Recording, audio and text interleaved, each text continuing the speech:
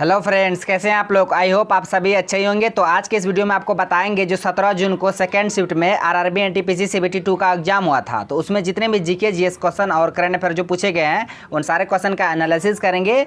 बिल्कुल एक्यूरेट और रियल प्रश्न है और ये सभी प्रश्न पूछे गए थे 17 जून सेकेंड शिफ्ट के एग्जाम में। तो चलिए शुरू करते हैं। पहला क्वेश्चन है कि नीरज चोपड़ा को, रुकिए पेन ले लेते हैं। नीरज चोपड़ा को किस खेल में ओलंपिक 2020 में गोल्ड मेडल जीता था? वो किस खेल का खिलाड़ी है नीरज चोपड़ा? तो सभी को पता ही है, भाला फेंक है ना। भाला फेंक में नीरज चोपड़ा ने जो टोक्यो ओलंपिक 2020 में गोल्ड मेडल जीते थे, जिसे जेवलियन थ्रो भी कहा जाता है। और टोक्यो ओलंपिक में भारत कुल 7 पदक जीते थे। 1 गोल्ड नीरज चोपड़ा, 2 सिल्वर, उसके बाद 4 ब्रॉन्ज, कुल 7 मेडल जीते थे। इसे ध्यान में रखिएगा, टोक्यो ओलंपिक 2020 में। और नीरज चोपड़ा किस खेल से संबंधित है? भाला फेंक में। भाला फेंक दिवस कब मनाए जाते हैं? 7 अगस्त को। इस बात को अभी आप ध्यान में रखिएगा। नेक्स्ट क्वेश्चन पूछा था आपका कि वर्ल्ड हैप्पीनेस इंडेक्स यानी कि विश्व खुशहाली सूचकांक में भारत का रैंक क्या है? हमको ये कंफर्म नहीं है कि 2021 का पूछा था कि 22 का पूछा था, हम दोनों बताते हैं। 2021 में भारत का रैंक था 139 और 2022 वर्तमान में भारत का रैंक कितना है? 136। जो पूछेगा आप उसको टिक मतलब किए होंगे। हम बोल रहे हैं 2021 में 139 है और 2022 में 136 है। जो पूछेगा तो आप उसे उस हिसाब से मार्क दिए होंगे।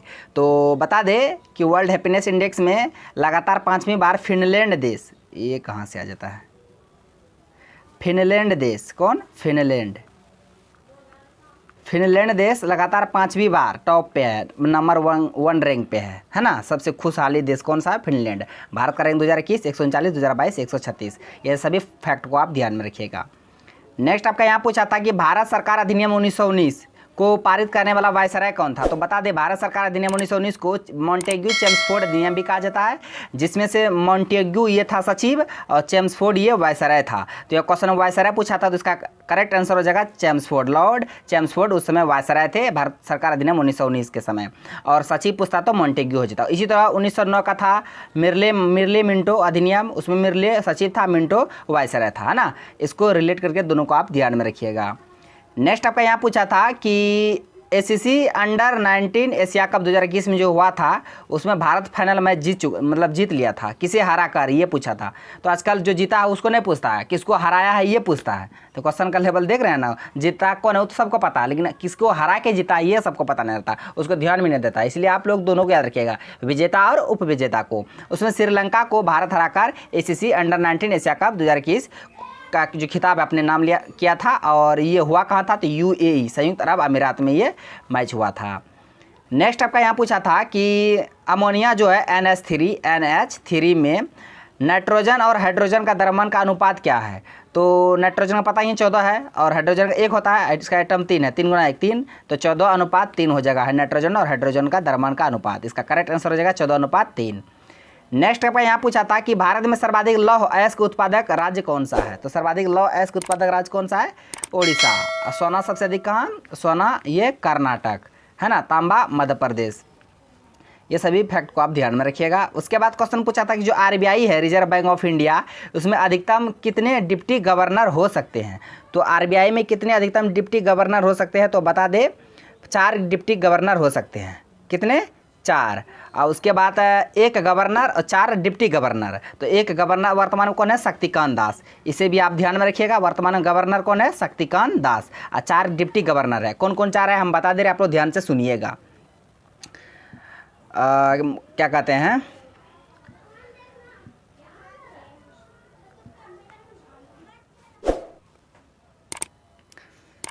हाँ बता दे कौन कौन थे। तो महेश कुमार जैन है, MD पत्रा है, उसके बाद राजेश्वर राव है, उसके बाद श्री टी रविशंकर है। तो ये 4 डिप्टी गवर्नर है और 1 गवर्नर शक्तिकांत दास है। आरबीआई का मुख्यालय कहाँ है? पता ही ना आप लोग का, कहाँ है? मुंबई में।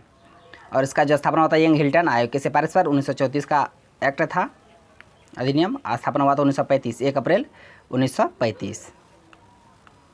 ध्यान में रखिएगा। वर्तमान में शक्तिकांत दास है। नेक्स्ट क्वेश्चन पूछा था कि 2019 के अनुसार भारत की पवन ऊर्जा क्षमता है विश्व में कौन सी रैंक है? पवन ऊर्जा क्षमता में भारत का रैंक चौथी है। सबसे पहला कौन सा है? चाइना का है पवन ऊर्जा में, है ना। और भारत में सबसे अधिक किस राज्य में सबसे अधिक पवन ऊर्जा? तो तमिलनाडु में, उसके बाद गुजरात में। ये भी याद रखिए। लेकिन वर्ल्ड में भारत का रैंक 5वीं है। नेक्स्ट आपका यहाँ पूछा था कि सर्वध्वनि जो तरंग है उसकी परास कितनी होती है। तो 20 हर्ट्ज से लेकर 20,000 हर्ट्ज तक सर्वध्वनि तरंग की परास होती है। अब सर्वध्वनि तरंग की परास 20 हर्ट्ज से कम होती है और सर्वध्वनि तरंग की जो परास होती है वो 20,000 हर्ट्ज से अधिक होती है। ये तीनों याद रखिएगा, सर्व 20 से 20,000, अपसर्व 20 से कम, परासर्व 20 से अधिक, यानी 20,000 से अधिक। नेक्स्ट आपका यहाँ पूछा था कि 2019 में तेलंगाना और आंध्र प्रदेश के राज्यपाल कौन थे। तो उस समय कुछ महीने के लिए ESL नरसिम्हन थे, मतलब दोनों स्टेट के गवर्नर। इस बात को आप ध्यान में रखिएगा। लेकिन वर्तमान में तेलंगाना के राज्यपाल कौन है, तमिलसाई सुंदरराजन। नेक्स्ट आपका यहाँ पूछा था कि रोहतांग दर्रा है जो किस स्टेट में है। तो हिमाचल प्रदेश में रोहतांग दर्रा। उसके बाद यहाँ क्वेश्चन पूछा था कि रिकेट्स रोग किसके कारण होता है ना। तो ये विटामिन डी की कमी से कारण होता है रिकेट्स रोग। उसके बाद क्वेश्चन एक पूछा था आर्टिकल से कि संविधान निर्माण के समय कुल कितने आर्टिकल थे, अनुच्छेद थे। तो बता दें संविधान निर्माण के समय कुल अनुच्छेद 395 थे, आर्टिकल भाग 22 थे, अनुसूची 8 थी। लेकिन वर्तमान में अनुसूची कितना है, 12, 4 नए मतलब अनुसूची को जोड़ेंगे। कब कब जोड़ेंगे अभी से मतलब देख लीजिए एक बार। उसके बाद क्वेश्चन पूछा था कि 16वां G20 शिखर सम्मेलन जो हुआ था 2021 में वो कहाँ हुआ था। तो 16वें नंबर का G20 शिखर सम्मेलन हुआ था ये रोम इटली में। इस बात को आप ध्यान में रखिएगा। इसका करेक्ट आंसर हो जाएगा रोम इटली। नेक्स्ट आपका पूछा था कि MS एक्सेल में जो है 6ठी और 7वीं कॉलम की सेल को किसे डिनोट करेंगे। जैसे इस तरह से रहता है ना MS एक्सेल में, ऊपर में यार ABCD इस तरह रहता है, नीचे 1 2 3 रो में 1 2 3 कॉलम में ABCD होता है ना। तो कहता है 7वीं कॉलम में क्या आएगा, G आएगा। उसके बाद रो में क्या, 6ठी, तो G6 से इसको डिनोट करेंगे, है ना। G6 का करेक्ट आंसर हो जाएगा। नेक्स्ट आपका यहाँ पूछा था कि साइंस एंड इंजीनियरिंग क्षेत्र में 2022 में पद्मश्री अवार्ड किस महिला को दिया गया था। तो बता दें 107 व्यक्तियों को पद्मश्री अवार्ड दिया गया था, जिसमें से यहाँ क्वेश्चन पूछा था साइंस एंड इंजीनियरिंग क्षेत्र में, वो भी महिला को। तो ये संगमित्रा बंदोपाध्याय को दिया गया था, यह पश्चिम बंगाल से बिलोंग करती है। नेक्स्ट आपका यहाँ पूछा था कि मसाई जो जनजाति है किस महाद्वीप में निवास करती है या पाया जाती है। तो ये अफ्रीका महाद्वीप के खासकर केन्या और तंजानिया के क्षेत्र में ये जनजाति पाई जाती है, मसाई जनजाति। नेक्स्ट क्वेश्चन आपका पूछा था यहाँ पे कि जो मस्की जो है सम्राट अशोक का प्रसिद्ध लघु शिलालेख है जिसका नाम अशोक है, कर्नाटक के किस जिले में स्थित है। तो ये रायचूर जिले में स्थित है, मस्की नदी के किनारे, है ना। जो तुंगभद्रा नदी के जो सहायक नदी है मस्की, उसी के किनारे रायचूर जिला में मस्की जो अशोक का लघु शिलालेख है। इसका करेक्ट आंसर हो जाएगा रायचूर। नेक्स्ट आपका यहाँ पूछा था कि ओंग जनजाति ये किस राज्य या यूटी में पाई जाती है। तो ये अंडमान निकोबार में पाई जाती है ओंग जनजाति। उसके बाद क्वेश्चन पूछा था कि जो कलिंग युद्ध हुआ था 261 में किसके बीच हुआ था। तो 261 में कलिंग युद्ध सम्राट अशोक और कलिंग राजा थे अनंत पद्मनाभन और कलिंग राजा अनंत पद्मनाभन और अशोक के बीच 261 में कलिंग युद्ध हुआ था। और इस युद्ध का जो सब मिलता है वो 13वें शिलालेख में, अशोक के 13वें शिलालेख में इसका वर्णन मिलता है कलिंग युद्ध का। इस युद्ध के बाद वो बौद्ध धर्म अपना लिए थे। नेक्स्ट आपका क्वेश्चन पूछा था कि अनुसूची 8 में कौन सी भाषाएं नहीं है। ऑप्शन के हिसाब से वहाँ राजस्थानी दिया था, जो कि अनुसूची 8 में ये राजस्थानी भाषा नहीं है ना। इस बात को आप ध्यान में रखिएगा। कुल 22 भाषा है ना। नेक्स्ट आपका यहाँ पूछा था कि IANA का फुल फॉर्म क्या होता है। तो इसका फुल फॉर्म होता है internet assigned numbers authority. Internet assigned numbers authority IANA का फुल फॉर्म होता है। इसका करेक्ट आंसर हो जाएगा internet assigned numbers authority. Next आपका यहाँ पूछा था कि भारत में जो कच्चा तेल है क्रूड ऑयल सबसे अधिक किस राज्य में है पाया जाता है। तो ये राजस्थान में है, उसके बाद गुजरात में है दूसरे नंबर पे। इस बात को याद रखिएगा, पहले नंबर पे राजस्थान क्रूड ऑयल में, कच्चा तेल में। नेक्स्ट आपका पूछा था कि जो संस्कृत विरासत संरक्षण 2021 के लिए यूनेस्को एशिया प्रशांत पुरस्कार किसे दिया गया था।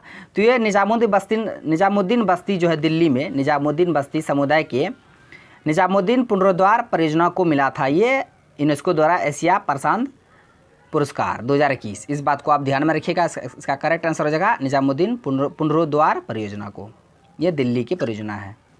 नेक्स्ट आपका यहाँ पूछा था कि बादशाही मस्जिद जो है लाहौर में किसने बनवाया था। तो ये 1673 ईस्वी में औरंगजेब के द्वारा बनवाया गया था बादशाही मस्जिद का लाहौर में। नेक्स्ट आपका यहाँ पूछा था कि अशोक के शिलालेख में अशोक के जो शिलालेख है गुजरात में कहाँ स्थित है। तो ये गिरनार हिल्स जूनागढ़ के पास अशोक के शिलालेख स्थित है गुजरात में। इस बात को आप याद रखिएगा। सबसे पहले जो शिलालेख को लिखवाया था वो अशोक ही लिखवाया था। अशोक मौर्य वंश के तीसरे शासक थे। और NTPC CBT 2 में ही पूछे थे कि अशोक के दादाजी कौन है। तो चंद्रगुप्त मौर्य, उसके बेटा बिंदुसार के बेटा कौन थे, अशोक थे, है ना। क्रम को आप याद रखिएगा। नेक्स्ट आपका पूछा था कि 1974 से 78 तक कौन सी पंचवर्षीय योजना चली थी, तो 5वीं पंचवर्षीय योजना चली थी 1974 से लेके 78 तक। पहला 1951 से 56, दूसरा 56 से 61, है ना, तीसरा 61 से 66। ये क्रम वाइज आप याद रखिएगा। पंचवर्षीय योजना से भी प्रत्येक सेट में क्वेश्चन पूछते हैं। नेक्स्ट आपका पूछा था कि 1890 के दशक के अंत में केडगांव में मुक्ति मिशन की स्थापना किसने की थी, तो यह पंडिता रमाबाई सरस्वती ने केडगांव में मुक्ति मिशन की स्थापना किया था। इसका करेक्ट आंसर हो जाएगा पंडिता रमाबाई सरस्वती। नेक्स्ट आपका यहाँ पूछा था कि पंजाब और हरियाणा में मनाए जाने वाले वैसाखी जो पर्व है उसका क्या महत्व है, तो वहाँ पे बता जो रबी फसल की जो कटाई शुरू होती है उसकी मतलब खुशी की मतलब सफलता के बाद वहाँ पे वैसाखी पर्व को मनाया जाता है। कहाँ? पंजाब और हरियाणा में। इसका करेक्ट आंसर हो जाएगा रबी फसल की कटाई शुरू होने के सफलता में। नेक्स्ट यहाँ पूछा था कोंधारी वन कहाँ पाया जाता है, तो यह शीतोष्ण क्षेत्रों में कोंधारी वन पाए जाते हैं। उसके बाद एक और क्वेश्चन पूछा था कि भारत में खारे पानी की सबसे बड़ी अंतर्देशीय झील पूछा था, है ना, तो वह सांभर झील हो जाएगा राजस्थान। सांभर झील कहाँ है? राजस्थान में। और सबसे बड़ी अंतर्देशीय खारे पानी की झील है। वैसे अगर लैगून झील में पूछता तो चिल्का झील हो जाता उड़ीसा में, है ना। दोनों फैक्ट को आप ध्यान में रखिएगा। नेक्स्ट यहाँ पूछा था आपको कि केंद्र और राज्य दोनों के वित्तीय विवरणों का जो जानकारी रखने का संवैधानिक अधिकार रखता है वो कौन है? CAG, comptroller and auditor general. वर्तमान में कौन है? गिरीश चंद्र मुर्मू। गिरीश चंद्र मुर्मू अभी वर्तमान में सीएजी हैं, है ना। इस बात को आप ध्यान में रखिएगा। उसके बाद क्वेश्चन एक और पूछा था कि तमिलनाडु सरकारी, एक क्वेश्चन CBT 2 में भी पूछा गया था और एक बार कि किसके जन्मदिन पर, यहाँ पे तारीख पूछ लिया गया है कि तमिलनाडु सरकार ने एक कवि और स्वतंत्रता सेनानी सुब्रमण्यम भारती की पुण्यतिथि को महाकवि दिवस के रूप में मनाने का फैसला किया। ये कब मनाया जाएगा? तो 11 सितंबर को महाकवि दिवस मनाया जाएगा। और इसी से रिलेटेड एक और क्वेश्चन पूछा था कि 11 सितंबर को मनाया जाएगा किसके जन्मतिथि पर? पुण्यतिथि पर, जन्मतिथि नहीं पुण्यतिथि पर। तो ये सुब्रमण्यम भारती की पुण्यतिथि पर। किस स्टेट के द्वारा? तो तमिलनाडु स्टेट के द्वारा, है ना। ये तीनों फैक्ट को याद रखिएगा। तमिलनाडु स्टेट के द्वारा मनाया जाएगा महाकवि दिवस, किसके पुण्यतिथि पर? सुब्रमण्यम भारती के पुण्यतिथि पर। और कब? 11 सितंबर को। तो सारे क्वेश्चन को आप ध्यान में रखिएगा। उसके बाद एक और क्वेश्चन पूछा था कि किसमें रेशेदार जड़ें नहीं है। ऑप्शन में दिया था आपको चावल, गेहूँ, मक्का, चुकंदर। तो चुकंदर इसका करेक्ट आंसर हो जाएगा, इसमें रेशेदार जड़ें नहीं होती है। उसके बाद एक और क्वेश्चन पूछा था कि रासुकासी, ये बहुत इंपॉर्टेंट है ना। राष्ट्रीय सुरक्षा कानून कब लागू किया गया था? ये 27 दिसंबर 1980 को लागू किया गया था। ये उसी तरह से कानून जिस तरह रॉलेट एक्ट था ना 1919 में, रॉलेट एक्ट जो अंग्रेज के दौरान जो लाया गया था, जिसे काला कानून कहा गया था, जिसको भी मतलब शक के आधार पर पकड़ के गिरफ्तार कर लिया जाता, ना कोई अपील दलील, डायरेक्ट गिरफ्तार कर लिया जाता। तो उसी तरह से ये भी कानून है, रासुका इसको बोलते हैं, राष्ट्रीय सुरक्षा कानून। इसमें भी शक के आधार पर मतलब संदिग्ध व्यक्ति पाए जाने पर उस पर गिरफ्तार कर लिया जाएगा इस कानून के तहत। और ये लागू कब हुआ था? 1980 में। अभी हाल ही में चर्चा में रहा था करंट में। नेक्स्ट आपका यहाँ पूछा था कि पंचायतों के विघटन के कितने समय बाद नई पंचायत का गठन किया जा सकता है? तो 6 महीने के बाद, पंचायत के विघटन के बाद नई पंचायत का गठन किया जा सकता है। कितने? 6 महीने के। इसका करेक्ट आंसर हो जाएगा 6 महीना। उसके बाद एक और क्वेश्चन पूछा था कि अंडमान और निकोबार द्वीप समूह किस पर्वत श्रृंखला के जलमग्न भाग है? तो अराकान योमा सरनी, एक तरह का बोले हिमालय का ही एक भाग है। उसके अंदर डीपली पूछ लिया था, तो ये अराकान योमा श्रेणी का ही भाग है। नेक्स्ट और लास्ट क्वेश्चन है कि पंचायतों की शक्तियां, अधिकार और उत्तरदायित्व किस अनुच्छेद में है? तो अनुच्छेद 243 के जी में है।